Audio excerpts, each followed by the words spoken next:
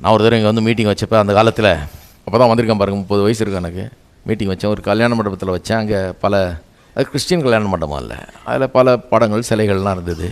முதல் சர்வீஸ் முடிஞ்சு வெளியே வந்து நிற்கிறேன், ஒரு ஆள் என்னை பிடிச்சி திட்டிட்டார். எனக்கு அப்போ சின்ன வயசு, அவர் கொஞ்சம் பெரிய ஆள், எனக்கு சின்ன வயசுலேருந்து தெரியும். திட்ட வாங்கிட்டு பேசாமல் நின்னேன் நான்.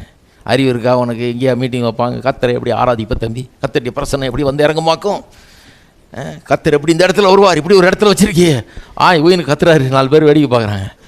அப்படியே பக்தி வைராக்கியத்தில் நடந்து கத்துறாரு. இந்த மாதிரி ஒரு இடத்துல வச்சுட்டு நீ எங்களை அழைச்சிட்டு கத்தர் எப்படி பண்ணிட்டியாகும் அப்படின்னார். போட்டு திட்டுறாரு. ரோட்டில் நிற்க வச்சு, பிரசவாகாய் ரோட்டில். அங்கே ஒரு கல்யாண மண்டபம் இருந்தது அந்த காலத்தில், அந்த கேலிஸ் போகிற வழியில். வச்சு திட்டுறாரு.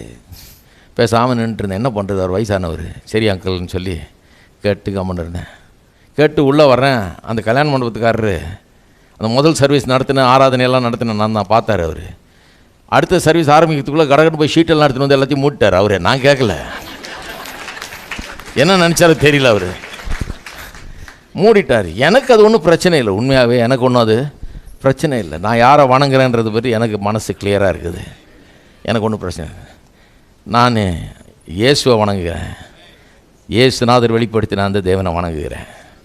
அதுக்குன்னு மற்றவர்களை அவமதிக்க வேண்டியன்ற அவசியம் எனக்கு கிடையாது. மற்றவர்களை பற்றி கேவலமாக பேச வேண்டிய அவசியமும் கிடையாது.